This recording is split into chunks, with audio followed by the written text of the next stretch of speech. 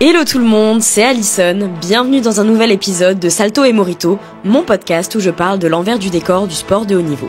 Aujourd'hui je suis accompagnée d'un des gymnastes les plus drôles de France, il a aussi été remplaçant aux Jeux Olympiques de Tokyo 2020, Ladies and Gentlemen, Antoine Borrello. Il a aussi entre autres fait autant d'études qu'un médecin, entre son master STAPS et son diplôme de kiné, et aujourd'hui il est venu nous parler de sa carrière, des difficultés pour gérer études, sport de haut niveau et essayer d'avoir une vie d'adulte à côté de tout ça. Vous verrez, ses anecdotes sont passionnantes, il a un beau regard sur le sport de haut niveau, alors rattrapez vos meilleurs moritos, et c'est parti! Jingle!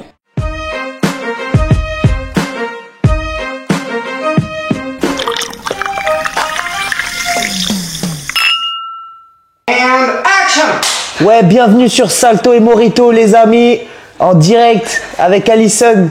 C'est pas mon podcast mais... Il fait mon taf, j'adore. On retrouve Antoine Borrello pour un nouveau podcast sur Salto et Morito. Antoine, est-ce qu'avant de commencer, tu peux un peu nous dire où t'en es dans ta vie? Qu'est-ce que tu deviens, tout ça? Alors, moi de maintenant, je suis reconverti en tant que kiné. Donc je bosse en tant que kiné à temps plein. Donc moins de temps pour m'entraîner maintenant. Mais je m'entraîne encore 2-3 fois dans la semaine. Plus de gym, que de la musculation, un peu de course, de la lutte aussi. Ah ouais? Pour se mettre un petit peu des objectifs quand même.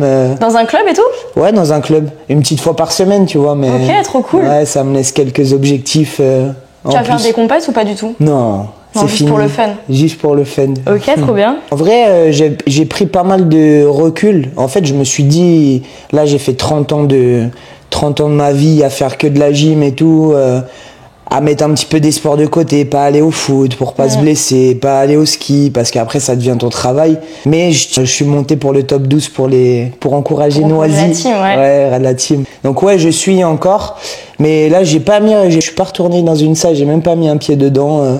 Ça me manque pas trop en vrai, hein, mine de rien. Ouais, t'es content de passer à autre chose quoi. Ouais, en vrai, ouais. Ça fait une bonne partie, c'est une bonne partie de ma vie, mais là, voilà, tu vois. Là, je suis bien dans ce que je fais, tranquille. Ok, trop bien. Bah écoute, on va revenir un peu sur tout ton parcours, sur ton double projet, parce que t'as été, je pense, un des rares. C'est pas hyper commun chez les gyms non plus de faire à la fois des grandes études quand même, bac plus 10. Bac plus 10, ma belle. Et à la fois de faire de la gym de haut niveau, parce que t'as quand même été remplaçant aux Jeux de Tokyo, donc, à très haut niveau. Est-ce que avant toute chose, tu peux nous raconter un peu le début de ta carrière? Quand est-ce que t'as commencé la gym? Comment t'es monté au fur et à mesure? Alors moi du coup j'avais mes parents qui étaient full dans la gym, mon grand frère aussi qui faisait de la gym, donc déjà depuis tout petit dans une salle à s'amuser, dans les fosses, tout ça. Donc après rapidement moi j'ai été amené à faire de la gym, j'ai fait le sport-études à Noisy, donc je m'entraînais avec Frédéric G à Noisy. En fait ce qui était difficile à l'époque c'est que il n'y avait pas de structure encore à Noisy de sport-études, donc en fait à 14-15 ans on m'a dit bah c'est soit si tu veux continuer la gym à fond il faut que tu partes dans une structure. Donc à l'époque il y avait l'INSEP, Lyon et Antibes, sachant que l'INSEP c'était que pour les seniors tout ça. Donc moi j'avais mon grand-père qui habitait à Antibes, entre Antibes, le sud, le soleil, tout ça. Avec Lyon, le choix était vite fait. Ouais, c'est clair. Donc en fait j'ai pris la décision, j'ai dit bah écoute moi j'ai dit à mes parents je veux continuer la gym à fond et donc je suis descendu. J'avais du retard sur certaines bases entre guillemets parce que forcément je m'entraînais moins. Mais non j'ai été pris, du coup j'ai intégré le sport-études, enfin le pôle France d'Antibes à l'âge de 15 ans. Et après, parcours classique, on essaye de se bagarrer pour atteindre le plus haut niveau. À côté de ça, moi j'avais mes parents qui m'encourageaient quand même à faire des études, tout ça. Donc le bac, redoubler le bac, parce que j'étais un peu feignant, mais ça m'a servi de leçon, j'ai plus jamais redoublé après. Et après, en fait j'ai toujours voulu faire kiné. Le problème, c'est que le double projet, c'est super compliqué. Surtout dans le sud, il y avait qu'une seule école, il y avait pas d'aménagement particulier pour les sportifs. Et donc, en fait, je demandais l'école. Moi, j'avais la volonté de remonter à Paris pour me rapprocher de mes parents. Donc, je demandais l'école de kiné à Paris. Au final, en fait, c'était très axé sur les résultats sportifs. plutôt que sur tes résultats scolaires. Ouais. Ah ouais, pour faire la passerelle du coup et rentrer. C'est ça. En fait, moi, j'étais en concurrence. Par exemple, à l'époque, quand je demandais l'école de kiné, j'avais pas fait de résultats encore, parce que moi, j'ai émergé très tard dans ma carrière. Du coup, en fait, derrière ça, j'avais demandé l'école de kiné. Ils m'avaient refusé parce que j'avais pas les résultats sportifs. J'étais en concurrence avec des judokas, des nageurs qui, eux, avaient peut-être moins de résultats scolaires, mais plus de performances, plus de résultats sportifs. Et donc, refusé. Je voulais pas rien faire, donc je suis parti en STAPS. Le STAPS, ça m'a plu. La première année, c'était quand même difficile de concilier les deux. En plus, l'école, elle était à Nice, donc moi, je venais d'avoir le permis. Je m'entraînais le matin. Donc, je faisais 7h30, 9h. Après, je partais en cours. Je faisais les cours de 10h à 14h. Je mangeais vite fait un sandwich à midi, pas de pause. Et après, quand j'avais fini les cours à 14h, je prenais la voiture. Entraînement 15h, 19h. Et après, le soir, manger, révision, tout ça. Et ça tous les jours. C'est fatigant, Mais donc, j'avais fait ça. J'avais fait une année de STAPS. J'avais eu mon année. Je m'étais dit, allez, je demande kiné encore, refusé encore. Donc là, je continue le STAPS. Je me suis dit, tant qu'à faire, je suis au STAPS, autant finir la licence. Au moins avoir un diplôme. Donc, je finis la licence. Je redemande kiné, je suis refusé encore. Donc je me dis allez master 1, je me dis vas-y, je vais aller au master 2. Master 2, je redemande kiné, refusé.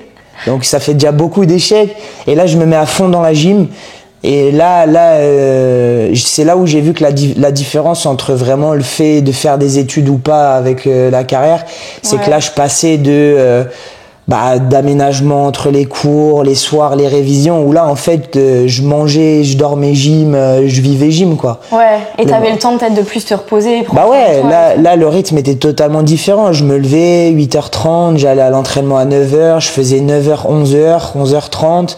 Après le midi, je rentrais, je mangeais, petite sieste, petite collation, entraînement 15h, 18h30, 19h. Et le soir, manger, pas de révision, tranquille, Netflix, tout ça. Coucher très tôt, avec donc plus de volume d'entraînement et avec moins de fatigue mentale, tout ça. Donc là, au final, j'ai bien évolué. C'est là où j'ai fait les plus grosses compètes, championnat d'Europe, championnat du monde et j'ai été remplaçant aux Jeux. Donc ça, c'était en 2018-2019 2018-2019. Et ouais, 2018, pour moi, c'était la plus grosse année où physiquement, j'étais au top. Même mentalement, j'avais accumulé de l'expérience, j'étais vraiment au top. Donc voilà, après, on reviendra sur les Jeux Olympiques qui étaient particuliers vu que c'était le Covid. Et mentalement, c'était pas facile aussi. Et après, du coup, je me suis dit, allez, je demande une dernière fois kiné après les Jeux et j'ai été pris. Donc enfin. Putain, c'est ouf quand même, t'as fait quand même un master. Un master, après le master, en fait, il y avait les championnats du monde universitaires qui arrivaient. Et vu que moi j'étais plus étudiant, il fallait que je sois étudiant encore, donc je me suis mis dans une licence activité physique adaptée, juste à la base pour avoir le statut d'étudiant pour faire les universiades. Et au final, je me suis dit, tu sais quoi, je suis dans le cursus, je vais aller que au rattrapage. J'allais à un cours dans le mois et juste je me faisais des potes pour qu'ils me donnent les cours, je révisais un peu à la maison et j'ai tout passé au rattrapage et je l'ai eu avec 14 de moyenne et j'ai eu ma licence sans aller en cours quasiment. Mais du coup, t'as quand même fait un master et une licence juste en attendant d'être pris en kiné, quoi. Ouais, c'est ça. Ouais, et puis ça me plaisait en vrai. Et puis je commençais à me faire à l'idée que moi, mes parents, ils m'ont toujours dit que c'était super important, que la gym, même si t'es reconnu, déjà ça paye pas comme le foot, comme certains sports. Tu peux pas te reposer là-dessus. C'est ça, mais derrière ça, après, si t'as pas mis en place certaines choses pour préparer ton avenir, moi actuellement, je regrette pas, j'ai fait tout ce que j'avais à faire dans la gym et j'ai aucun regret parce que maintenant je fais un boulot qui me plaît, j'ai une bonne situation. Alors je sais qu'il y en a certains, c'est courant de le fait d'être un peu sur le devant de la scène, c'est une vie de fou quand même, être sportif, t'es payé pour faire du sport, ta passion, tu représentes la France, tu voyages dans plein de pays, même si c'est pas des vacances, mais t'as quand même un jour ou deux pour voir un petit peu le pays, la culture, tout ça. Donc c'est trop bien. Et puis tu sais, t'arrives dans une salle, la gym c'est un tout petit milieu, mais en fait si t'arrives à avoir un petit peu des résultats, tu commences à être connu, t'as la notoriété qui arrive. Donc si tu passes de ça, t'es payé, tu fais que du sport, etc. T'as de la notoriété et tout, et qu'en fait t'as pas préparé ton avenir et t'arrêtes et tu passes à rien. Bah en fait la descente elle est trop dure. Mais surtout, peut-être que toi, t'as fait le pari risqué, entre guillemets, d'essayer de faire les études et le sport en même temps. Donc peut-être que t'aurais été dans des meilleures conditions sans avoir les études. Mais d'un côté, je trouve que c'est un pari hyper risqué aussi de laisser tomber les études pour tout investir dans le sport. Parce que t'as tellement de risques entre les blessures, les machins, et c'est combien de pourcents qui gagnent un petit peu et ouais, c'est ça. C'est pas un salaire non plus, quoi. C'est ça, et en plus, moi, ce que j'ai trouvé bien aussi, c'est que quand il y a quelque chose qui allait pas, bah, j'avais une manière de me retrancher dans quelque chose d'autre qui me plaisait plus. Par exemple, on sait, et toi tu l'as vécu, la gym, c'est pas tous les jours beau, tout rose, et encore plus toi quand t'es jeune. Moi, je me souviens quand j'avais 18 ans, des fois, je me disais, mais qu'est-ce que je fous dans une salle à m'entraîner 30 heures par semaine, alors que j'ai des potes, ils me proposent, ouais, on va au ciné, ouais, on va se balader. Ah non, je peux pas, j'ai entraînement. Ouais, bah viens, on sort le vendredi soir, tout ça. Bah non, moi, j'ai entraînement samedi matin. Une fois, deux fois, ça va, mais si ouais, mais sur toute une vie, tu vois, sur 20 ans de sport, tout ça. Et en fait, quand ça allait pas, tu sais, j'avais ce lien social, le fait de me sortir un petit peu de cette bulle de gym, parce qu'en plus à l'époque nous l'internat il était juste en haut du gymnase. Ouais, donc en fait moi je dormais en haut du gymnase, je descendais, c'était comme si là j'allais dans ma chambre à côté, tu vois. Ouais. Je descendais, j'allais à la salle, je remontais, manger, gym. Tu vois, si t'as pas quelque chose pour te sortir un petit peu de ça, c'est difficile. Ouais, c'est clair. Il y a plein de sportifs d'ailleurs, tu vois, qui te disent ouais, bah moi je sais pas, je m'aère l'esprit, je trouve des trucs. Je prends l'exemple là, je suis un petit peu les sports de combat et tout. Le champion de l'ARES, Axel Sola là, lui, il te dit que lui, il se sort la tête, il joue du piano, il laisse parler son esprit créatif pour se sortir un petit peu de la dureté du sport de haut niveau, quoi. Puis si t'as que la gym, ça met tellement de pression sur la gym aussi, je trouve. Ah ouais. Et le fait d'avoir des études à côté, tu te dis ok, j'ai un parachute de secours. Si la gym ça va pas, je me blesse, je suis pas en forme, bah au moins je suis bon dans quelque chose d'autre, quoi. Enfin, ouais, c'est ça. Et puis il faut, tu vois, c'est très difficile de mettre toutes ces billes dans le même panier. Ouais, c'est clair. Après, je peux comprendre. Hein, nous, en vrai, moi, on m'a dit si jamais tu fais des études, tu y arriveras pas, tu vois. Et en vrai, moi, avec toute ma carrière que j'ai fait, après, tu vois, il y a beaucoup de gens qui voient que la médaille. Ouais. Qui est très médiatisé, tout ça, c'est d'avoir les médailles. Tu vois, genre par exemple, actuellement, Léon Marchand, c'est un mec qui est super connu, tout ça, mais on parle pas trop des nageurs à côté de ça qui sont passés un petit peu à côté de leur performance, ou juste qui ont fait leur performance mais qui ont pas fait de médaille. Tu vois, je sais même pas si tu pourrais m'en citer un. Tu vois, moi, je peux pas, en vrai. Non. Moi, des Jeux Olympiques en natation, il y a Florent Manodou, il y a Léon Marchand, et après, et alors, c'est des sportifs qui donnent leur vie, tu vois, pour. Et qui peut-être ont encore plus de talent, ou enfin, on n'en sait rien, mais. Ouais, et c'était juste pas le bon jour, pas le bon moment. Je sais même plus.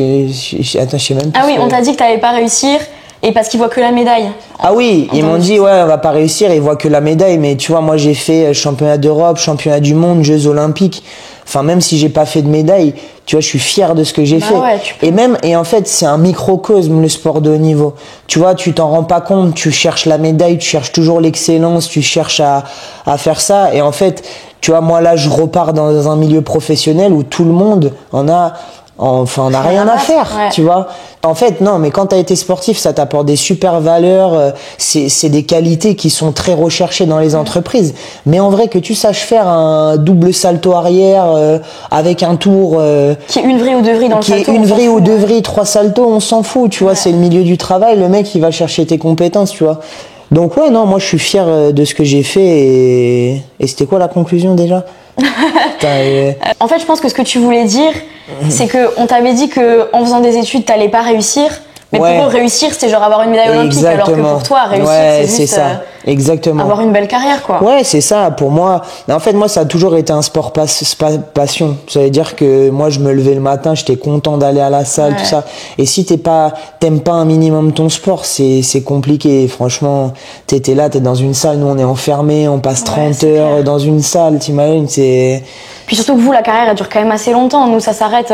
Maintenant, ça commence à durer un peu plus longtemps, les carrières chez les filles. Mais avant, à 18 ans, t'avais fini, quoi. Donc, à la limite, 18 ans de ta vie, bon, t'es jeune, tu te rends pas trop compte. Ouais. Si tu kiffes pas, bon, voilà, après, tu passes à autre chose. Mais vous, quand même, toi, t'as fait la gym jusqu'à tes 30 ans, je crois. Ouais, 30 ans, parce qu'après, j'ai lâché un peu vraiment le sport de haut niveau, mais je faisais des matchs au niveau national avec mon équipe. Donc en fait, ça m'a permis aussi de faire une bonne transition, tu vois. Je suis pas non plus passé de sport de haut niveau à rien. Tu vois, la coupure, en fait, elle s'est fait pour moi très progressif. Il y a eu les Jeux Tokyo. Derrière ça, moi, j'ai été pris en kiné. J'ai essayé de faire les deux. Tu vois, de me dire, allez, je sais, moi, j'avais quand même des affinités avec la barre fixe. Je me suis dit, peut-être que si jamais je fais que Stegray, je me spécialise, pourquoi pas. Et en fait, ça a commencé à être dur. Le niveau international, il augmentait de fou. Tu vois, à un moment, faut aussi être lucide sur tu vois, tes capacités. Le niveau, il augmentait de fou. Moi, j'étais un petit peu limité. Donc je me suis dit, des fois c'est le bon moment aussi de tirer sa révérence. Et en fait, moi, vu que j'avais la kiné, j'avais un truc pour me rediriger. Et c'est pour ça, il y a aussi beaucoup d'athlètes, tu vois, qui s'accrochent parce que derrière ça, ils ont pas de manière de switcher vers un autre truc. Donc en fait, tu vois des carrières, ils s'accrochent, des blessures, de la souffrance, mentalement ça va pas, ils sont plus contents d'aller s'entraîner et ils durent comme ça. Et après ils sortent de ça, ils ont pas de taf et tout. Et du coup, c'est la dépression parce qu'en fait, ils ont repoussé ce moment-là. Exactement. En fait, je me suis dit tranquille, je vais faire pour mon club. En plus, qui continuait à m'aider, tu vois, il me payait mon loyer, etc. Donc, je me suis dit franchement, moi, je retourne étudiant. Mon club, il me paye le loyer. Il m'a donné beaucoup de choses. Il m'a beaucoup apporté. Donc moi, la manière de lui rendre aussi et de moi aussi continuer à faire de la gym, c'est de continuer à faire en club, comme t'as fait toi d'ailleurs. À la fin, revenir après, en top 12. Revenir en top 12 et prendre plus de plaisir, moins de pression. Tu vois, être dans une équipe où, tu sais, c'est plus la recherche de performance. Tu vois, c'est vraiment, tu sais, t'as tes équipiers, si tu tombes, c'est pas grave. Tu vois, déjà, ce que t'apportes à l'équipe, ton niveau et tout, c'est... Puis le format fait aussi que, t'es pas obligé déjà de mettre autant de difficultés qu'avant, c'est quand même plus à la réussite, le top 12. Puis t'es pas obligé de passer partout. L'ambiance est beaucoup plus fun aussi, donc, ça a rien à voir avec préparer les compètes en équipe de France et tout. Mais il y en a plein aussi des gyms qui sont venus me voir, qui m'ont dit, mais ça te dérange pas, tu vois, de faire moins? Tu sais, quand t'as eu un certain niveau et tout. Et je me dis, mais non, tu vois, moi, là, en fait, les objectifs, ils changent. Avant, c'est d'essayer de faire la plus grosse difficulté, le plus propre possible pour sortir la meilleure note. Moi, après, c'était faire un mouvement simple, mais le plus clean possible. Et tu vois, et c'est une autre recherche tu sais, c'est vraiment la recherche du petit détail et tu rentres dans un autre schéma. Et même, je me régalais plus, tu vois, à être tranquille, à faire mon truc bien propre, Puis toi, tu sais ce que tu vaux aussi. Les gens, peut-être, qui vont comparer avec le Antoine que t'étais avant, peut-être en 2018-2019. Mais toi, tu sais qu'à ce moment-là, t'avais pas tes études de kiné et tout. Donc, le niveau que t'as maintenant, avec les études que t'as, la vie que t'as, c'est tout aussi respectable que ce que tu fais avant, quoi. Et puis même, en vrai, tu vois, toi, c'est pareil. T'as eu un bon niveau. Si nous, on réduit le niveau, ça reste quand même un niveau qui est, tu vois, correct, qui est bien correct. Tu vois, par exemple, moi, j'avais décidé de faire que 3 agrès, je passais aux 3 agrès. J'apportais mes notes, je gagnais des duels, donc je servais à quelque chose, tu vois. Donc même si j'ai réduit, c'était pas un niveau bas, c'était un niveau quand même cool, quoi. Qui te permet d'aller chercher, de gagner des duels. Donc en vrai, c'est cool, quoi.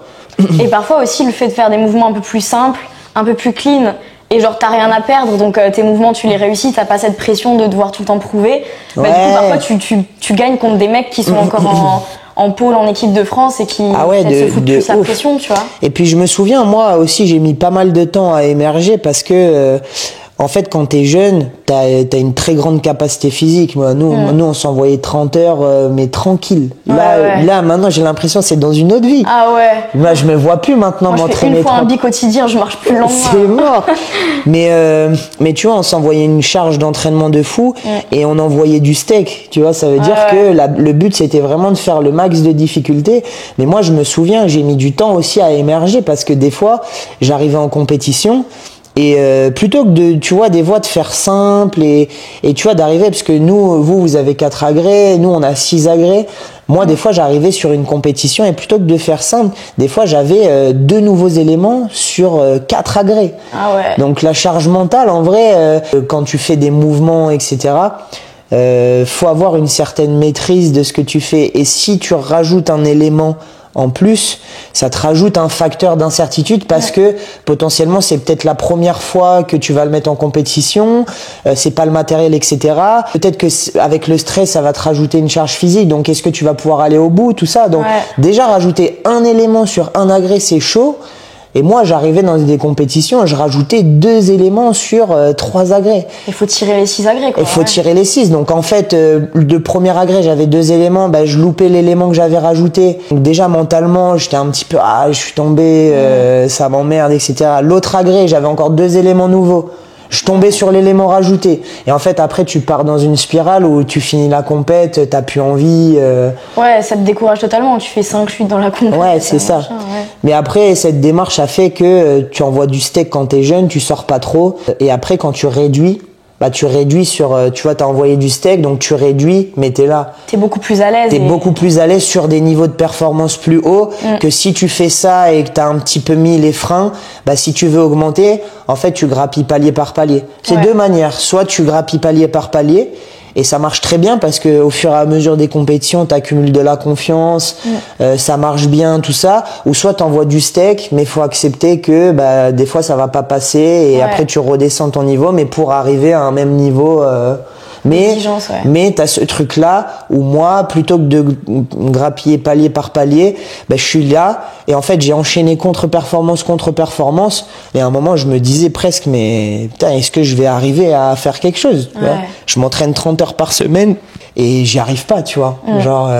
Et t'étais pas suivi du tout par un prépa mental ou quoi pour gérer ces contre-perfs et tout? Pas du tout. Pour parler de ça rapidement, quand t'es en compétition, t'as le stress, c'est une réaction qui est normale. Tu sais, tu peux avoir des sensations un petit peu différentes de d'habitude, mais c'est quelque chose qui est normal, tu vois, les mains moites, les choses comme ça. Il y a du public, tu cours plus vite et tout ça, mais c'est une réaction qui est normale. Mais quand tu te focuses un petit peu sur putain, j'ai les mains moites, je commence à être stressé, en fait tu conscientises un petit peu ce stress et ça monte. Et en fait t'es plus dans l'instant présent. Et ça, j'ai mis du temps à le comprendre. Et moi, ça m'est déjà arrivé, j'ai une anecdote de fou, mais moi j'étais le pro de l'entraînement. À l'entraînement, je tombais pas, ou très rarement. Et j'arrivais en compétition, 6 chutes, 7 chutes, enfin tu vois, vraiment vraiment des contre-performances de fou, tu vois. Et je comprenais pas.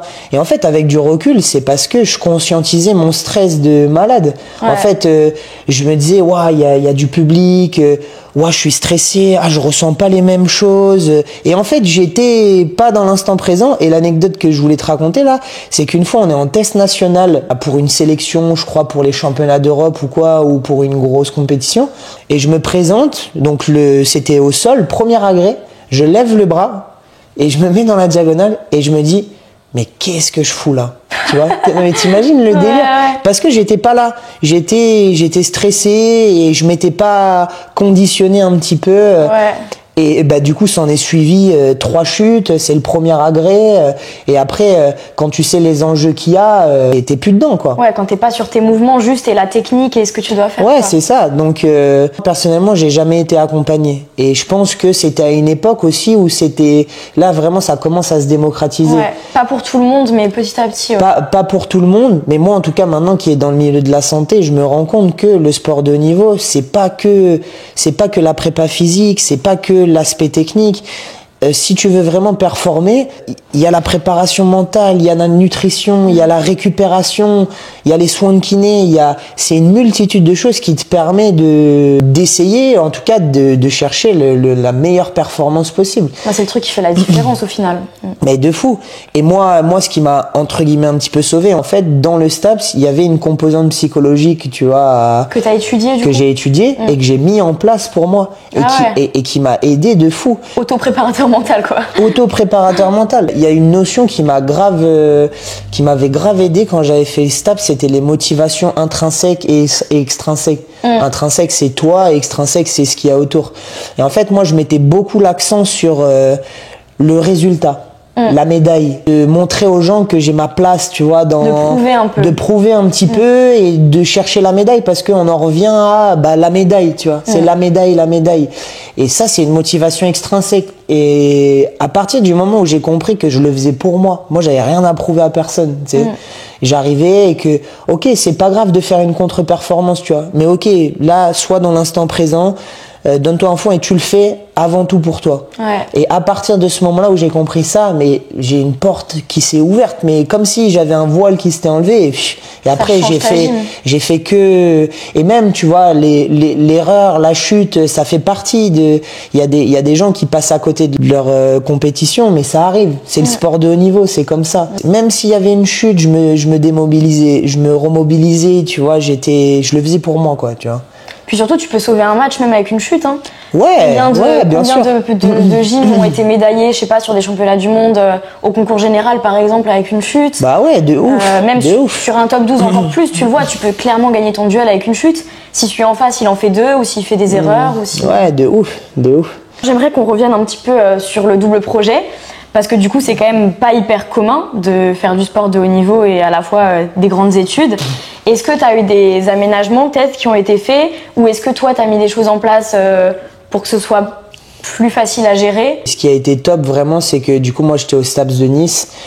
Et au STAPS de Nice, ils avaient quand même une cellule un petit peu sportive de haut niveau. Vraiment, c'était top parce qu'ils m'avaient laissé quartier libre. En fait, moi, ils m'avaient dit, écoute, tu regardes, on a tout le planning de l'année, tu nous dis à quel moment tu peux venir en cours. Les cours que tu peux pas venir, tu fais en sorte j'avais quand même du travail à faire, hein, bien sûr, mais tu fais en sorte d'aller voir des gens, de récupérer les cours, etc.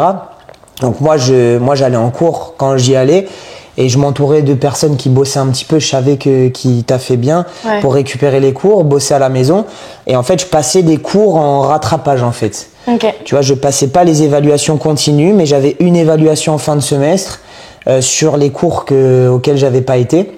Les cours que j'avais été, je les passais en contrôle continu classique. C'était hyper aménagé. C'était hyper aménagé. En plus, STAPS, il y a une grosse composante de sport. Tu fais tous les sports. T'as une option, etc. Moi, j'avais une option gym, forcément. Ça m'a porté 20 et ça m'a bien aidé dans mon cursus d'ailleurs. Quand t'as 20 coef 5, je crois, c'était bien. Ça remonte tout, Sur tous les autres sports, j'étais exempté de sport. En fait, comme ça me permettait de faire mon sport, la gym. C'est cool ça déjà, parce que ça aurait fait beaucoup quand même avec les autres sports, je pense. Mais d'ailleurs, j'ai une anecdote de fou parce que pareil, ces sports, j'étais exempté, mais je devais les passer au rattrapage. Il y avait athlétisme en sport et j'avais fait rattrapage athlé et c'était 70 mètres et lancer de disque et saut en longueur. Oh putain, et tu t'étais pas entraîné? Et j'avais jamais fait ça de ma vie. Et on me dit, échauffement, et après on vous teste, et saut en longueur, vous avez 3 tests, lancer de disque, vous avez 3 tests, 3 essais, et c'est pareil, 70 mètres et... J'ai fait n'importe quoi. Saut en longueur, je crois que j'avais fait 2 ou 3 mètres, j'avais eu genre 3 de moyenne. En plus, ça s'improvise pas. Ça. Non, ça s'improvise pas. Mais pareil, lancer de 10, c'était chaud. Mais en tout cas, non, franchement, ils avaient été grave cool. Donc j'avais pas mal d'aménagements, mais ça enlevait quand même pas la charge mentale de le matin, je me levais, entraînement, je prenais ma voiture, j'allais à Nice. T'avais combien de temps de route? J'avais 35-40 minutes, tu vois. Ouais, c'est quand même... Et en plus, dis-toi qu'un jour, j'étais tellement fatigué de ce rythme que en fait, je me suis endormi au volant. Accident de voiture et tout, parce que j'étais cuit, j'arrivais pas à tenir ce rythme. Par exemple, là, moi, j'avais fait entraînement le matin, j'avais eu cours de 10h à 14h et je rentrais pour aller m'entraîner de 15h à 19h. Et dans ce retour-là, tu vois, j'étais en train de conduire, j'avais le soleil dans les yeux, tu vois, les yeux un petit peu plissés. T'as vite fait te piquer du nez. J'ai rien compris, je me suis endormi au volant, je me suis réveillé parce que dans le sud, en fait, je rentrais, il y avait le bord de mer, il y avait les galets là. Pour moi, j'ai cligné des yeux et j'étais sur les galets.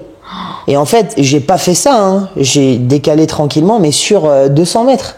C'est-à-dire que c'est une voiture qui arrivait avant. Ouais, t'as eu de la chance au final. Ouais, j'ai eu de la chance. Et il y avait des cyclistes et tout qui passaient. J'aurais pu faucher quelqu'un, c'était chaud, tu vois. Ah ouais. Et du coup, je me suis réveillé. Au final, je roulais sur les galets, j'ai percuté une voiture qui était garée.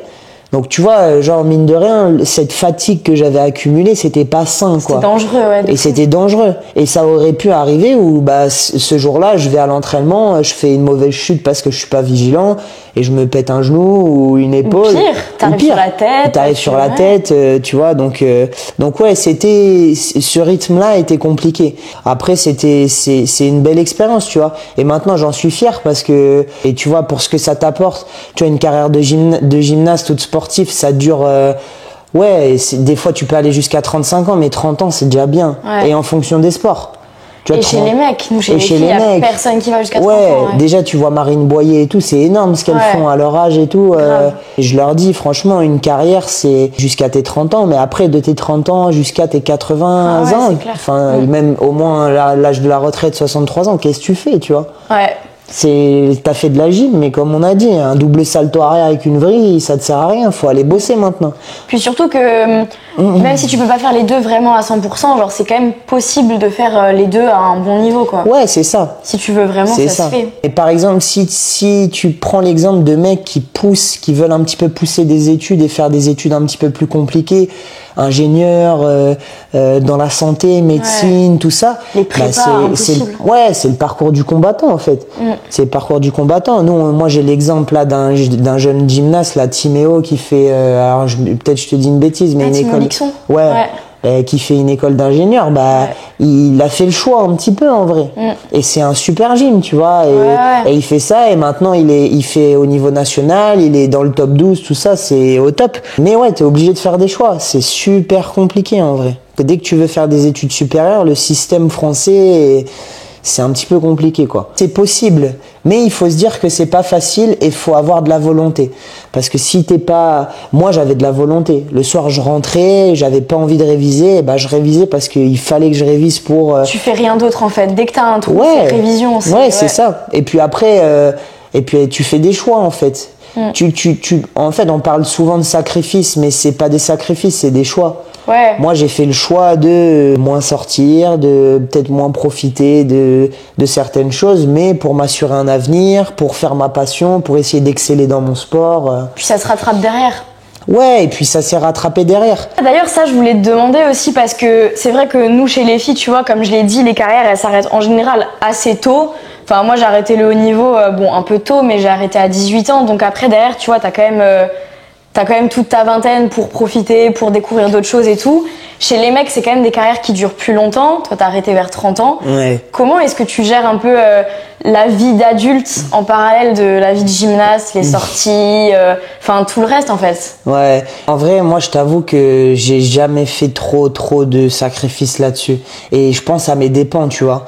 En vrai, si vraiment j'avais une seule chose à changer dans ma carrière, ça serait mon hygiène de vie. Parce que justement, moi, j'aime bien faire la fête et on avait quand même une génération où on faisait quand même pas mal la fête, mais des fois un peu trop, tu vois, le week-end. Et peut-être c'était inconscient, hein, c'était peut-être un moyen aussi de s'échapper un petit peu de la dureté, d'oublier un peu le temps d'un week-end. Ouais, d'oublier un petit peu. Et ça, je pense que il y a plein d'athlètes aussi, tu sais, pour parler de l'alcool et tout, il y a plein d'athlètes peut-être à un moment qui trouvent un moyen de s'échapper là-dedans, tu vois. Ouais. Mais en tout cas, moi, j'ai jamais fait un trait sur ma vie sociale à côté. Le week-end, je sortais, je faisais la fête.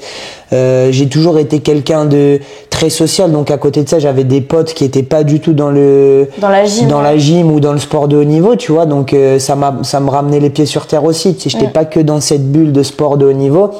Donc non, ouais, moi j'ai bien profité, même peut-être un petit peu trop, parce que je sais que ça m'a valu des blessures. Tu vois, quand tu fais la fête, tu te couches tard, t'as bu un petit verre, etc., et que le lendemain tu dois te lever et tu dois t'entraîner dur, bah moi je me suis fait mal à la cheville, grosse entorse, ça m'avait arrêté, je m'étais fait opérer du poignet. Alors est-ce que c'était dû à ça ou la surcharge? Il y a un peu des deux, tu vois, peut-être. Je dis pas que je faisais la fête non plus comme un fou, mais comme un jeune, tu vois, qui profite. Mais je pense que c'est venu après. En fait, quand en tout cas moi personnellement, et je pense dans les gammes, je pense que jusqu'à 18, 19, peut-être 20 ans pour les moins matures entre guillemets, tu sais pas trop ce que tu fais dans une salle de gym des fois, tu vois. Ouais. T'as été mis là-dedans, tu fais, et tu sais, t'es dans une période où ok, ça te plaît, t'es avec les potes, tu fais la gym, etc. Mais je pense qu'il y a un switch qui se fait, en tout cas pour ma part, quand j'ai compris que quand j'étais dans une salle pour moi. Quand tu prends en main ton projet un peu. Ouais, c'est ça, tu vois. Et en fait maintenant après tu y vas plus et tu sais pas pourquoi tu y vas, tu vois. Moi et ça revient comme on disait tout à l'heure, des fois je me disais mais qu'est-ce que je fous dans une salle de gym, mais parce qu'en fait tu te cherches un petit peu, c'est l'adolescence, t'es jeune, et puis c'est des fois très conflictuel avec les entraîneurs parce que tu les vois c'est ta famille quoi, tu les vois comme ta famille, et donc il y a un rapport aussi de force parce que t'es jeune, des fois tu dépasses un petit peu les limites, tout ça, donc des fois tu te dis mais pourquoi je me fais chier toute la journée, tu vois. Et en fait, il y a un moment, il y a un switch qui se fait où tu te dis, moi, ça a été, tu vois, à 22, 23 ans, me dire, ok, là, je suis dans une salle, j'aime la gym, je veux performer. Donc, si j'y vais, c'est pour moi et c'est pour m'entraîner. Et là, tu vas plus parce que tu sais pas, tu y vas pour t'entraîner, tout ça, et du coup, tu gères beaucoup mieux. Donc, en fait, mine de rien, après, ça t'emmène à plus de rigueur et plus d'excellence et plus du coup de choix à te dire bah ouais là je vais peut-être pas sortir parce que le lendemain j'ai entraînement et vu que bah moi j'aspire à faire à être sélectionné à ça parce que là j'ai l'objectif de la sélection à court terme, les championnats d'Europe à moyen terme et à long terme les jeux, et bah je vais peut-être pas sortir, tu vois, ou je vais peut-être sortir mais pas rentrer tard, ou bah je vais peut-être pas aller au ski, tu vois, pour potentiellement, tu vois, avoir plus de jambes ou me faire une blessure. Et en fait, du coup, ça devient normal, en fait. Et donc, tu sacrifies plus ta vie sociale parce que, mine de rien, t'as quand même tes potes avec qui tu t'entraînes. Et c'est pareil, c'est des frères d'armes, tu vois. Genre, moi, mes plus grands frérots, là, de la vie de tous les jours, c'est des mecs qui sont issus de la gym et qui sont entraînés avec moi, tu vois. Donc non, après, ça se fait naturellement. Peut-être que vous, chez les filles, c'est plus difficile parce que bah, vous êtes plus jeune et le pic de performance arrive avant, dans une période où tu es quand même un petit peu influençable, tu vois. Et tu as aussi ce rapport d'entraîneur. Je sais que nous, en tant que gamme, moi par exemple, ça allait au clash, tu vois. Moi, s'il y a quelque chose qui me plaisait pas, on se rentrait dedans, mais même des fois c'était chaud, tu vois. Parce que en fait, il y a tellement, on s'entraîne 30 heures, on se voit toute la journée que des deux côtés, tu vois. Autant le gym que le coach. Bah, le coach, il a envie que tu réussisses, mais quand tu fais pas parce que t'es fatigué ou que t'as pas envie, ben lui, il te pousse. Mais toi, t'es jeune, donc tu rentres un petit peu dans ce truc conflictuel. Parfois, t'as juste envie qu'on te laisse tranquille. Exactement. Donc, des fois, ça se traduit par de l'énervement, de la colère, mais c'est pas grave, tu vois, ça passe. Mais vous, chez les filles, il y a aussi ce rapport un petit peu entraîneur-entraîné. Beaucoup plus de pouvoir, Beaucoup plus de pouvoir. De à une période où quand t'as 14 ans, t'es une jeune fille de 14 ans, où bah, t'es aussi malléable, manipulable, influençable. Bah tu vois, c'est beaucoup plus compliqué, et donc en fait toi presque c'est que tu mets ta vie sociale de côté, mais pas par choix, parce que t'as été emmené dans ce chemin-là. Et parce que le cadre il est beaucoup plus strict et exactement. Beaucoup plus fermé. Bah, c'est ce que je disais déjà dans certains de mes épisodes. Moi, jusqu'à ce que j'ai arrêté ma carrière à 18 ans, j'étais dans une bulle en fait, et je connaissais rien d'autre que la gym, et je me posais pas trop de questions, et même limite c'est un peu exagéré ce que je vais dire, mais presque j'ai l'impression d'avoir fait un blackout de cette période parce que je réfléchis pas, j'agissais juste dans la salle de gym. Et du coup, je pense que ce truc un peu, peut-être que c'était poussé à l'extrême, tu vois, de sortir tout le temps, de machin, mais je pense que c'est un peu sain quand même d'avoir une petite vie sociale, mais comme tu dis, il faut trouver des compromis. Pas forcément se mettre une mine, juste tu bois un petit verre et tranquille, tu sors plus tôt, tu vas pas en boîte jusqu'à 4h du mat, mais... ou alors tu peux aller au ski, mais tu vas pas t'envoyer des saltos alors que t'as jamais fait, tu vois. Mais pas faire le con, quoi, mais quand même avoir un petit peu autre chose à côté. Ouais. Je pense que c'est quand même assez sain. Ouais, de ouf. Et puis vous, encore plus, c'est que, tu vois, vu que ça arrive dans une construction, en fait, où, bah, toi, t'es jeune et tu te construis un petit peu avec ce manque de social à côté et tout, bah, en fait, ça te laisse des carences un petit peu. Et quand t'arrives dans un âge où, tu vois, t'as 20, 21 ans et que, bah, en fait, tu commences à prendre conscience un petit peu de tout ça, bah, en fait, t'as du mal à t'extraire de ça parce que tu t'es construit sur ça, en fait. Ouais, c'est clair. Et c'est pour ça que, bah, chez vous, t'as plein de gymnastes féminines, bah, qui ont des carences, tu vois. Autant au niveau mental, avec de la dépression, des troubles au niveau de la confiance en soi, de l'estime de soi, des troubles alimentaires, tu sais. Il y a beaucoup plus ça chez vous que chez nous où, bah, toi, j'ai l'impression que moi, quand j'étais jeune, à un moment, ça me saoulait et j'avais besoin que le vase, il explose. Ben, je faisais exploser ça. Je me barrais de la salle. Et après, je me faisais engueuler, hein. Bien sûr. Mais après, je m'excusais et on discutait et ça y est, c'était reparti, tu vois. Mais j'ai l'impression que c'est quand même plus accepté chez vous, tu vois. Nous, je pense, si on répondait ou si on osait dire un truc, mais t'es viré direct. Ouais. Et c'est pas juste... Ouais, je pense que ça dépend des entraîneurs, mais il y a vraiment plus une relation entraîneur-entraîné de... T'exécutes ce que je dis et tu parles pas trop. Oui, c'est moi qui ai le savoir, toi tu fais et t'es jeune. Ouais, c'est ça. C'est pas forcément toujours de la mauvaise manière. Tous les entraîneurs sont pas mauvais et bêtes, mais bien sûr. C'est un peu la culture de la gym féminine en tout cas qui est comme ça, quoi. Bah, en tout cas, nous, en plus, je pense que les générations aussi, elles évoluent et la pédagogie, elle évolue aussi, tu vois. Après, c'est dur, hein, tu peux pas blâmer les gens parce que c'est super dur, tu vois, d'être pédagogue, d'être bon entraîneur, d'être un bon technicien. Tu sais, toi, nous, on fait de la gym, mais l'entraîneur qui est derrière, lui, il doit planifier, il entraîne. Il a aussi sa vie à côté, tu vois, il a ses problèmes. Bah, donc, c'est pas pour le blâmer, mais c'est vrai que la pédagogie, elle a beaucoup évolué actuellement, là. Ouais, c'est clair. Pour revenir un petit peu sur ce que tu disais, les troubles alimentaires et tout qui sont présents chez les filles, c'est vrai que j'en ai parlé dans plusieurs épisodes, mais il y a une grosse pression sur le poids, l'apparence physique et tout chez les filles. Est-ce que toi, tu as déjà eu peut-être des remarques par rapport à ça? Est-ce qu'il y a aussi cette pression chez les gars? Je pense que si c'est le cas, elle est beaucoup moins présente. Est-ce qu'on t'a déjà parlé de tout ça, de l'alimentation Bah pareil, l'alimentation, nous on n'était pas trop suivis sur ça mais moi pour parler de mon cas, j'ai jamais été un mec très très sec, tu vois. J'avais jamais les tablettes très dessinées parce que c'est mon morphotype et tu vois, moi je me sens bien comme ça. Mais tu vois, en fait mine de rien, je pense que dès que tu rentres dans une dimension esthétique, t'essayes de faire attention. T'es exposé, Et c'est surtout que nous on travaille à un poids de corps. Donc en fait tu te dis que si tu te rajoutes 3-4 kilos, bah c'est 3-4 kilos en plus à porter sur les agrès. Moi personnellement ça m'a jamais gêné parce que tu vois vraiment moi je suis bien avec mon corps, etc. Mais tu vois par exemple je sais que vu que moi j'étais pas très sec, je prenais toujours des petites réflexions genre tu sais j'étais torse nu et dis toi t'as bien mangé tu vois à la salle on vient de toucher les bourrelets et tout, et c'est pas méchant en soi, mais c'est vrai que si par exemple j'aurais eu un manque de confiance en moi ou quoi, ou je m'en foutais pas, peut-être j'aurais pu me dire tout ça perdre de poids, etc. Et en fait le plus gros truc où je m'en suis rendu compte, c'était que mine de rien quand tu fais 30 heures de sport t'acquiers un certain physique et tout, et la transition s'est faite là quand j'ai arrêté de m'entraîner 30 heures.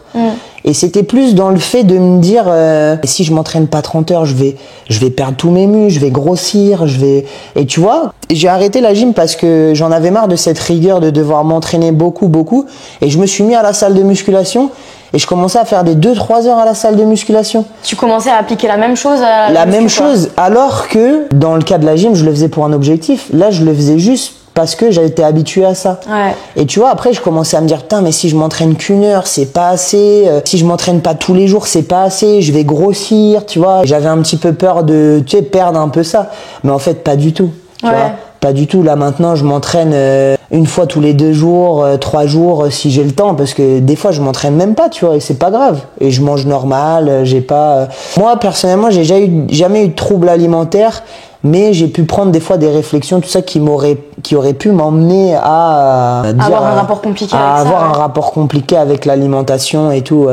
Mais c'est vrai que je pense que nous, on s'en fiche un petit peu, tu vois, parce que c'est peut-être un petit peu plus dans les clichés, tu sais. Après, je pense que chacun a un rapport avec son corps différent. Ouais, et peut-être que chez les mecs aussi, il y a peut-être un petit peu plus de pudeur, tu vois, à assumer que t'as un problème avec quelque chose, ouais. tu vois, avec l'alimentation ou avec ton corps et tout, je sais pas. Peut-être un peu plus de mal à parler de ce genre de choses parce que nous, on sait un peu dans notre milieu que... Enfin, et encore, on n'en parlait pas trop entre nous, mais maintenant tout le monde le sait qu'il peut y avoir des soucis sur ça au niveau de la gaffe, donc on en parle peut-être plus facilement que vous. Là, maintenant que tu me dis, il y a jamais personne qui m'a dit quoi que ce soit. De ce que tu saches, il y a alors, aucun pote qui t'a est-ce que c'est parce que ça existe pas du tout ou parce que il y a de la pudeur et qu'on n'en parle pas? Je pense que du coup ça doit exister, qu'on n'en parle pas. Et vu qu'on manque de suivi au niveau nutrition, peut-être au niveau de la psychologie aussi, tu vois, il y a peut-être aussi un travail à faire. Peut-être qu'en fait les gens ils vivent avec ça et c'est pas un sujet en fait. Et c'est pas un sujet, tu vois. C'est un sujet un peu tabou, on parle pas. Ouais. Ouais, c'est clair. En tout cas, je sais que l'aspect nutrition, moi, j'ai jamais été suivi par un nutritionniste, quoi. On avait quand même, on nous disait, ouais, manger des œufs le matin, du jambon, de la protéine. Mais en fait, c'était les entraîneurs qui faisaient ça, mais c'est pas leur travail. Ouais. Ils ont déjà tellement de choses à gérer qu'ils peuvent pas s'improviser nutritionniste. Ouais, et le nutritionniste, moi, tu vois, j'ai essayé de m'intéresser un petit peu à ça. C'est un travail, tu vois. Il y a tellement de choses à savoir. C'est un travail monstrueux. Tu peux pas t'improviser nutritionniste et encore plus quand t'es sportif de haut niveau où t'as des besoins différents d'un mec lambda. Donc il y a un manque à ça, c'est clair. Et ça part pas d'une mauvaise volonté, ça part peut-être de manque de subventions, de la gym c'est pas trop médiatisé, il y a pas trop d'argent, manque de moyens, tu vois. Tu peux pas blâmer quelqu'un, mais bon, malheureusement, on subit un petit peu les conséquences de ça, quoi. Ouais. Moi, je me souviens, le soir, je rentrais, j'avais faim, je me mangeais des plats de pâtes énormes. Des fois, je mangeais pas de protéines. Ouais. Tu vois, j'avais pas. Hyper important. Ouais, mais de fou. J'avais pas de base. Même peut-être parler de compléments alimentaires, tout ça, on s'entraîne tellement, faut aller peut-être chercher des compléments ailleurs, tu vois. Quand t'as des petites blessures, des trucs, quand tu t'entraînes 30-35 heures, si t'es pas accompagné derrière... Ouais, ou en tout cas, elle peut être améliorée par d'autres... Elle peut être améliorée, c'est sûr, ouais. Pour partir sur une note un peu plus positive, t'as quand même été avec Kevin un des précurseurs peut-être de tous les défis un peu qu'on voit sur TikTok et tout. Ouais. On va parler du morning pilé. Let's go. Déjà, est-ce que tu peux raconter un peu aux gens qui suivaient pas trop et comment ça vous est venu comme idée et tout? Alors en fait le morning pilé, ceux qui connaissent pas, on a un trampoline en gymnastique. En fait, on fait des figures et le but c'est de faire une figure, de réceptionner et de faire ce qu'on appelle un pile chute, ça veut dire une réception où on bouge pas les pieds. Petit à petit, on monte en difficulté. Donc ça peut être un salto simple, après ça va être un salto avec une forme avec les jambes tendues, puis ça va être un salto avec un demi-tour et ainsi de suite, un double salto avant et faux pilé. Et en fait, ça a toujours été un petit peu en gym, on a toujours fait ça pour s'entraîner, de faire des pilés parce que déjà ça nous apprend en fait à réceptionner et c'est très important, on a des réceptions à quasiment tous les agrès. Puis c'est ludique. Ouais, c'est ludique et ça nous met un petit challenge, tout ça. Et en fait, à un moment, on a commencé à se dire, à l'ère où les réseaux sortaient, etc., on s'est dit, on va commencer à filmer ça, quoi. Il y avait une bonne ambiance, tout ça, on dansait un petit peu. Et en fait, les gens, ils ont commencé à dire... Ça a grave marché. Ouais, ils ont commencé à dire, mais c'est trop bien, continuez. Et en fait, petit à petit, on s'est mis dans le truc et on a poussé le truc de plus en plus loin à se dire... ok, on fait des chorégraphies à la fin, on fait des danses. Après, on fait un truc. Celui qui perd, c'est la chèvre. Donc au final, au départ, on faisait la chèvre. Après, c'est parti en cacahuète. On a acheté un costume de chèvre. Ouais, je me rappelle, c'était énorme. Vous faisiez la chèvre à différents endroits. Après, on faisait la chèvre à différents endroits. Et en fait, ce qui était ouf, c'est que tous les gens, ils ont commencé à suivre.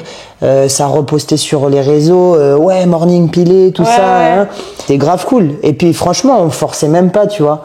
C'était vraiment, tu vois, on prend le téléphone, on se filme et on se force pas à vouloir jouer un jeu. C'est vraiment on délire, on danse. T'es nul, t'as perdu, tu vois.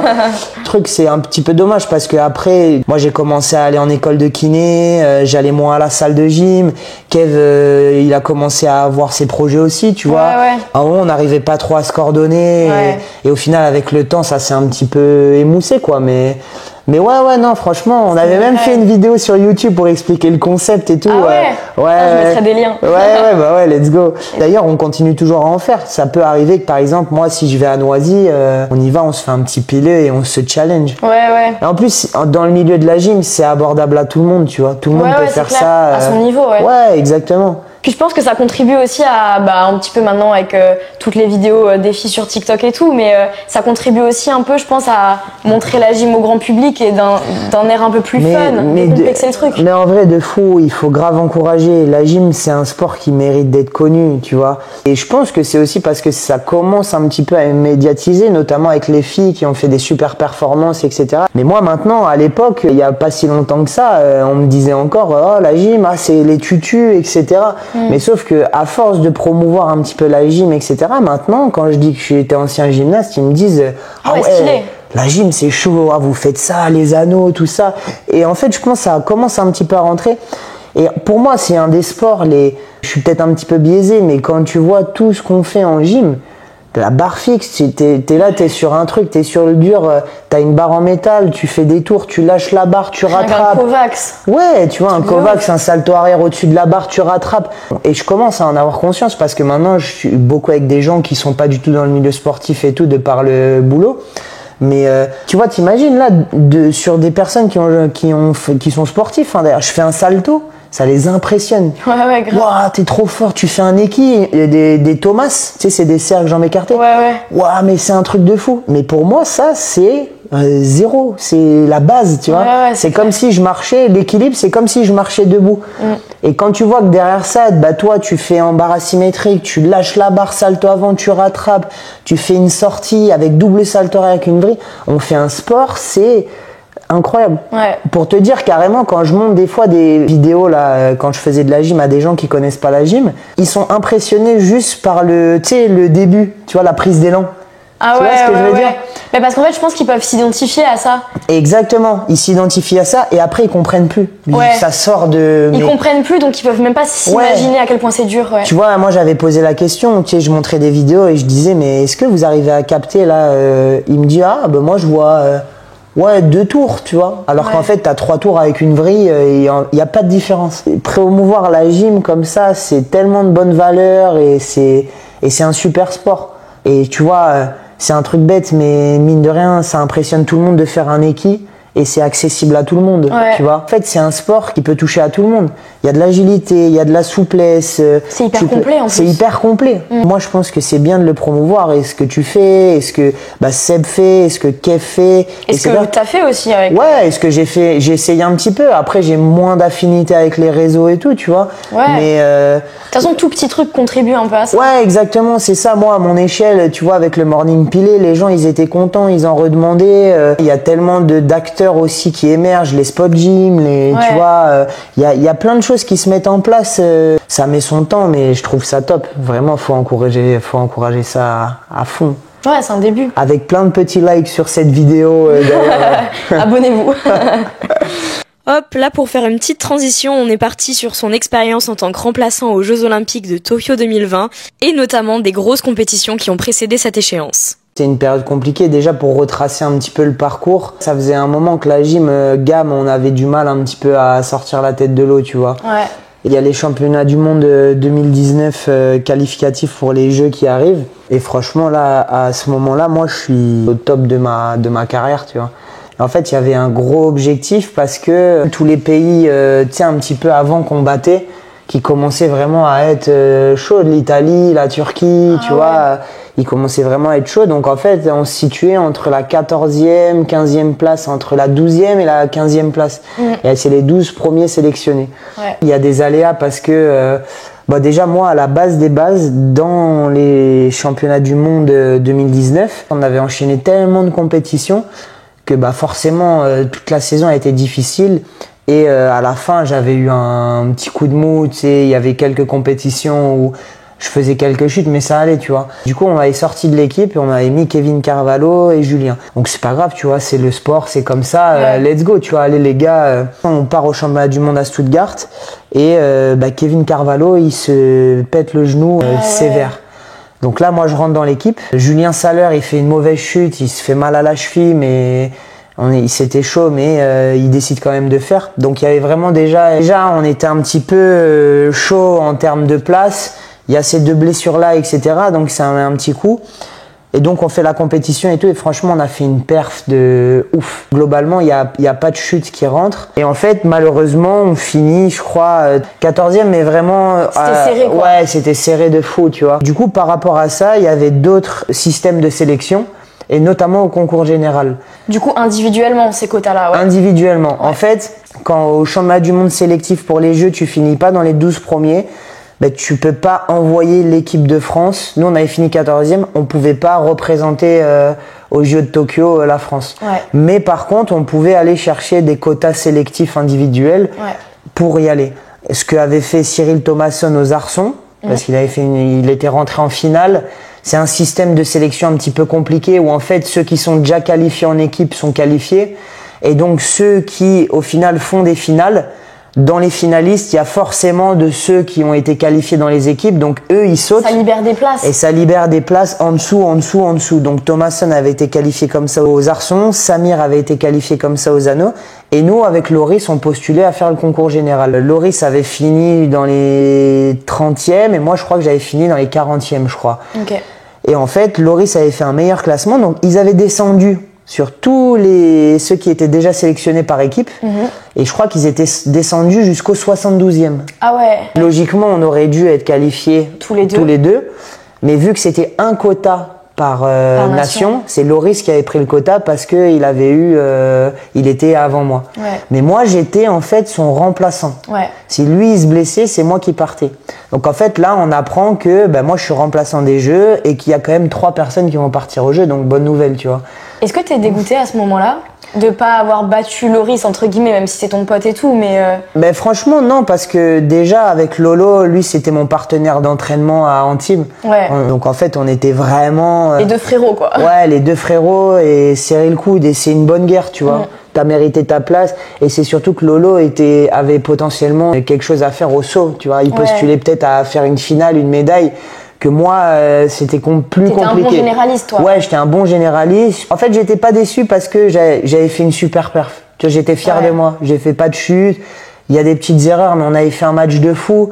J'avais fait tout ce que j'avais à faire. Je pouvais pas faire mieux. Puis de base, t'étais remplaçant de l'équipe des mondes même. J'étais remplaçant de l'équipe des mondes. J'ai fait les mondes. J'ai fait une super perf. Je me suis classé. J'étais remplaçant. Lolo était meilleur, tu vois. Vas-y, let's go, c'est pas grave. Tu prends ce qu'il y a à apprendre. Ouais, je prends ce qu'il y a à apprendre. Et en fait, malheureusement, les Jeux de Tokyo devaient être en 2020. Ouais. Bam, Covid. Covid, donc restrictions sanitaires de fou, pas de possibilité de sortir. À l'époque, on savait pas trop, tu vois, le Covid c'était chaud, c'est l'inconnu, ouais. Ouais, c'était l'inconnu, il y avait beaucoup de décès par rapport à ça, c'était vraiment... Et toi, t'es dans quel état d'esprit à ce moment-là? Est-ce que t'es en mode, je m'entretiens de fou, je travaille dur pendant le confinement, ou est-ce que tu prends un petit temps pour toi Non, moi en fait je suis dans un état d'esprit où j'avais pas la kiné, c'était encore full gym. Ouais. Donc derrière ça, moi je me dis let's go, tu vois, je vais m'entretenir chez moi et tout, mais c'est pas de la gym, tu vois. Genre, c'est pas pareil, mais t'as continué quand même à mettre les choses de côté. Ouais, j'ai continué un petit peu, mais c'était compliqué, tu vois.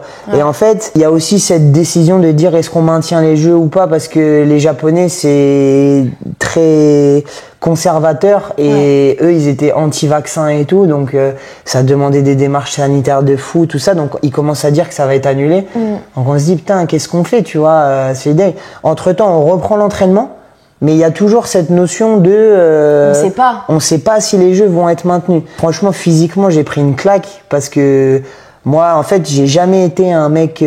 j'ai des facilités en gym sur certains agrès, mais je suis pas un doué, tu vois. Ouais. Et j'ai vraiment compensé par le travail, le labeur, etc. Mais par exemple, moi, quand je m'arrête 2 semaines, je reprends... Je suis une larve. Alors que par exemple, je prends l'exemple de Loris. Loris, il s'arrête 2 semaines, il revient.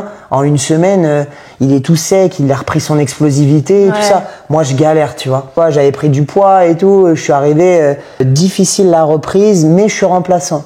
Mais en même temps, j'étais dans une situation où remplaçant, c'est la place où tu te dis, putain, je vais me défoncer et je serai remplaçant, tu vois. Pas la compète, ouais. Et en même temps, si je pars du principe que je fais pas la compète parce que je suis remplaçant, et que la veille, Loris se blesse et que c'est moi qui dois partir, T'as pas envie de te présenter au jeu je regretterais grave de pas m'être préparé. Ouais. Après, ça change rien. Comme je t'ai dit, moi, passionné de gym, je kiffe et je suis là pour encourager mon pote Lolo à dire allez, let's go, tu vois. On se serre les coudes tous les deux, on reprend tranquille et tout ça.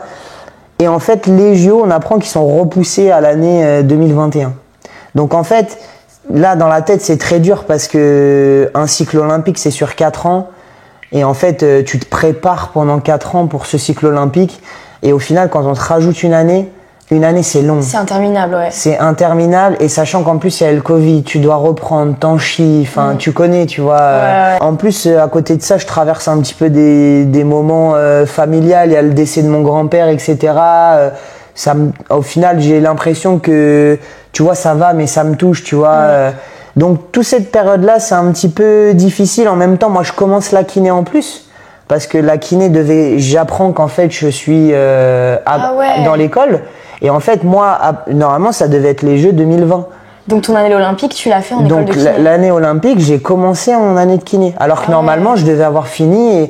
Donc, en fait, je me retrouve à galérer physiquement. Événement familial, décès du grand-père qui forcément affecte un petit peu. École de kiné, beaucoup de charges, etc. Donc vraiment, c'était une année difficile, tu vois. Ouais, vraiment difficile, j'en ai chié, tout ça. Et après, avec le temps, la kiné, au final, c'était cool. Ils m'ont laissé beaucoup d'autonomie. Quand physiquement, ça revient, tu sais que tu reprends des sensations et tout, c'est cool. Bien, ouais. Et en fait, le statut de remplaçant me dérangeait pas parce qu'en plus, j'avais appris que j'allais avoir l'équipement des Jeux Olympiques, full Lacoste. Puis tu pars quand même au Japon et tout. Et je suis parti au Japon un mois. T'as quand même des récompenses, ouais. Ouais, en fait, ce qui est bien aussi, c'est que j'ai été un petit peu un élément moteur dans le sens où moi, je suis toujours content d'être là, tu vois, j'ai toujours le smile et tout. Ouais. J'ai été un petit peu le mec là pour faire et tu sais, pour ambiancer leader d'ambiance un peu. Exactement, tu vois. Et ça me plaisait ce rôle. Ouais, c'est cool aussi. Juste ce qui était un petit peu compliqué, c'est que vu que c'était des JO sous Covid, tu vois, on est arrivé déjà pour rentrer dans le pays, on a mis 6-7 heures. Nous, au départ, on est arrivé à Kobe, on est resté 3 semaines puisque quand tu arrives dans un pays comme ça, tu es obligé de t'acclimater à la nourriture, au décalage horaire, tout ça. Et après, en fait, moi, j'ai vécu l'expérience un petit peu en parallèle parce que nous, on pouvait pas être dans le village. Moi, à l'époque, j'étais avec Célia et Colline, qui étaient remplaçantes aussi. Donc, nous, on a été affectés dans un hôtel incroyable d'ailleurs. Et eux, ils étaient au village, mais presque, nous, on était encore mieux, tu vois, parce que eux, ils avaient toutes les restrictions. Fallait qu'ils rentrent, test PCR tous les jours, etc. C'était chaud, tu vois. Nous, on était dans l'hôtel, on n'avait pas le droit de sortir. Ouais. Mais comment vous étiez tous les trois, vous étiez chill. Ouais, il y avait un gros hôtel, tout ça. Moi, au final, je suis parti en excursion. On n'avait pas trop le droit. Je m'étais mis un bob, un masque. J'étais parti en excursion. J'avais fait 3 jours dans le Japon avec mon petit vélo comme ça. Mais non, incroyable. Ouais. Mais par exemple, tu vois, Loris, il a fini la compète. Le lendemain, il était déjà rapatrié. Ouais. Alors qu'en général, quand tu finis la compète, tu restes un petit peu. Tu peux échanger des places avec certains sportifs pour aller voir d'autres compètes. Donc voilà, jeu particulier, mais avec du recul, c'est dans la poche. Moi, j'ai été remplaçant des jeux. Et t'as quand même kiffé, quoi. Ouais, je suis allé au Japon, j'ai kiffé et j'ai pas fait les jeux, mais j'y suis allé et c'est déjà, tu vois, d'être remplaçant. Le taf est fait presque, tu vois. Ouais. Donc oui, il n'y a pas de médaille, il n'y a pas de participation. Peut-être aussi que tu vis les jeux différemment. Enfin, j'en parlais avec Anne Kuhn, du coup, j'ai fait un épisode avec elle. Et elle, du coup, elle a été titulaire aux Jeux de 2012 et remplaçante aux Jeux de 2016. Ouais. Et en fait, elle m'a dit, mais j'ai tellement plus kiffé mon expérience de 2016 parce que t'as pas la pression de la compète, t'as pas les entraîneurs qui sont sur ton dos et tout. Enfin, même si vous, c'est sans doute différent à ce niveau-là, mais... Et du coup, tu les vis différemment aussi, je pense que c'est sûr. Après, elle, ça devait être encore différent parce qu'elle avait déjà fait, tu vois. Oui. Donc, quand t'as fait et qu'après, tu fais en mode... c'est déjà coché, en fait. Ouais, c'est ça. Tu vois, moi, je pense que si j'avais eu le choix, j'aurais préféré les faire. Bien sûr. Pas au détriment de Loris ou quoi, hein, mais j'aurais aimé les faire. Je les ai pas fait, mais j'ai kiffé l'aventure. Mais tu prends ce qu'il y a à apprendre. Ah ouais, j'ai kiffé de ouf, c'est trop bien. T'as une petite anecdote, je sais pas, des jeux que tu te rappelles Ouais, j'ai une anecdote. En fait... En gros, vu que c'était le Covid, de base, on avait entre guillemets une interdiction de sortir pour aller visiter le pays, tu vois. Parce que déjà, le village olympique, c'était interdit. Donc eux, ils avaient le droit de rien faire. C'était salle d'entraînement, village olympique, car stérilisé. Nous, on était dans un hôtel, on était dans un hôtel énorme où on avait déjà, en fait, de la population. Tu vois, on sortait de notre chambre, on traversait, on arrivait dans un grand centre commercial. Il y avait des clients, on était juste tous masqués.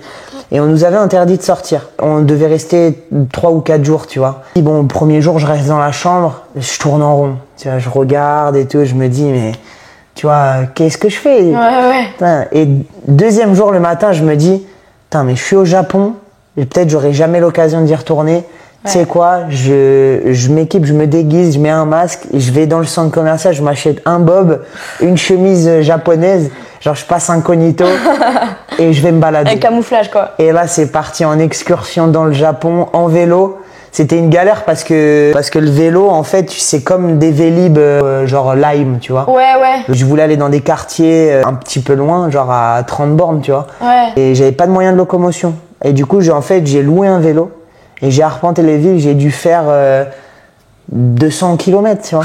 200 km sur 2 jours à arpenter les villes avec mon vélo électrique comme Mais ça. personne s'est demandé où t'étais, genre? Et personne s'est demandé parce que si après on avait des appels en disant ouais vous êtes bien dans votre chambre etc, je dis ouais on est bien dans notre chambre. Alors que t'étais au l'autre bout du Japon. Ouais à un moment presque parce que des fois on se faisait des réunions pour parler un petit peu Réunion Zoom, genre, enfin des visios. Ouais non même à l'hôtel parce qu'il y avait ouais. aussi le staff français, certains coachs etc qui étaient aussi à l'hôtel qui pouvaient pas loger au village. Ok. Et des fois, on se faisait des réunions juste pour se dire, bon, viens, on va manger ensemble, ou viens. Et à un moment, on m'appelle pour me dire, ouais, vous êtes où là? On se rejoint dans telle chambre, etc. dans 10 minutes. Moi, j'étais à 40 bornes en vélo et j'ai dit, ouais, je suis désolé, je prends la douche, etc.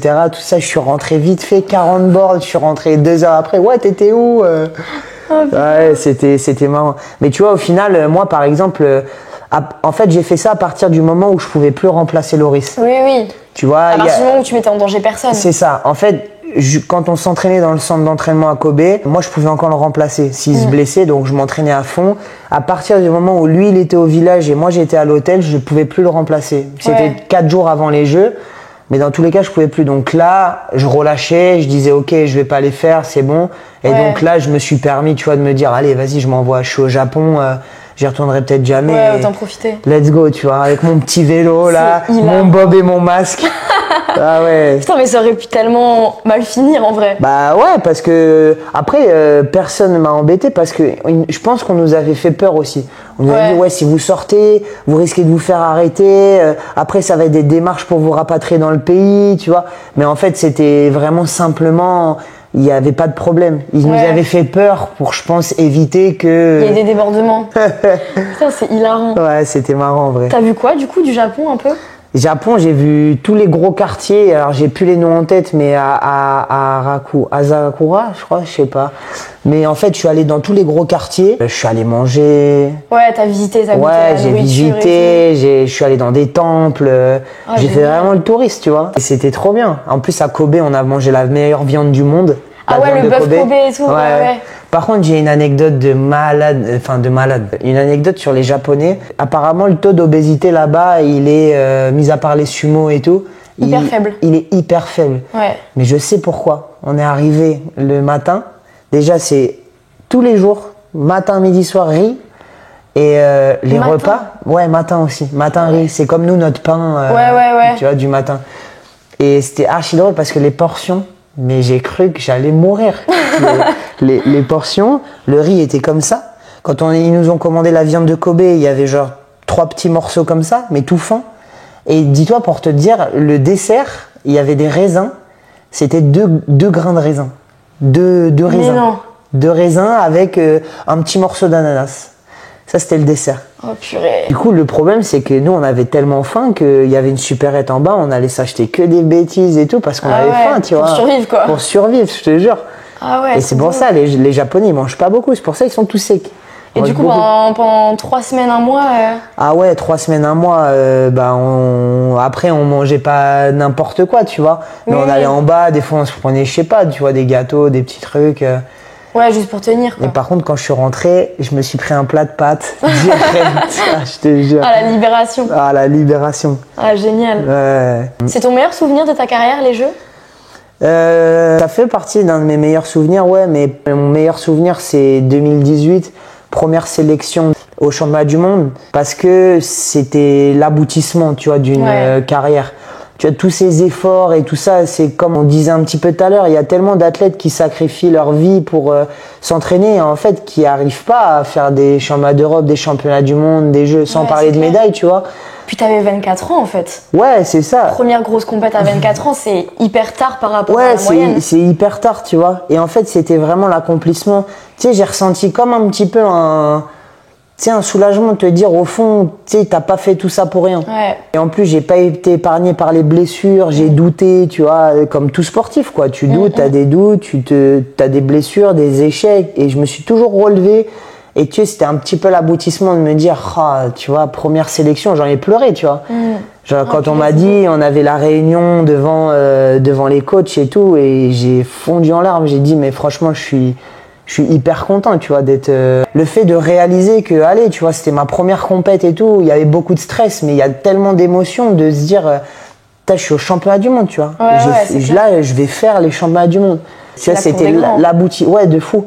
Et en plus, ça a marqué un petit peu le fait de te dire, je fais plus de la gym pour chercher à rentrer en équipe, je fais de la gym pour performer. Ouais. Et le mindset, il est totalement différent. Quand tu t'entraînes pour avoir la volonté d'intégrer l'équipe, tu te mets de la pression, tu veux prouver. Et quand tu es dans l'équipe et que ça fait 2-3 sélections et que tu commences à quelqu'un être un petit peu un pilier de l'équipe et tout, ça t'apporte de la légèreté et dans ton entraînement, tu es libre. La confiance aussi peut-être. La confiance et en fait, je performais de plus en plus parce que j'avais plus ce stress de prouver. Ok, j'étais dans l'équipe, maintenant je vais faire le meilleur pour avoir la meilleure perf personnelle et pour l'équipe. Donc vraiment, un des souvenirs les plus marquants, c'est vraiment championnat du monde et l'aboutissement en fait d'une carrière, quoi. À transpirer, à douter, à être blessé, à s'entraîner 30 heures, à se dire mais qu'est-ce que je fais là pour au final faire une des plus grosses compètes qui existent, quoi. Ouais, enfin ça paye, quoi. Ouais, enfin, ouais. Ok, bah écoute, on a plutôt bien parlé, hein, c'était trop cool. Merci Antoine. Hein. Ouais, très bonne interview. N'oubliez pas de suivre Salto et Mojito. On espère que ça vous a plu. N'hésitez pas à suivre Antoine aussi hein, sur son compte. Let's go. Je ne poste pas beaucoup, mais peut-être qu'un jour je reposterai, je ne sais pas. Le comeback. Le comeback sur les réseaux. N'hésitez pas à laisser un petit like pour me soutenir. Je vous retrouve très bientôt pour de nouveaux épisodes de Salto et Mojito. Let's go. Trop bien, c'était trop cool. C'est Salto et Mojito.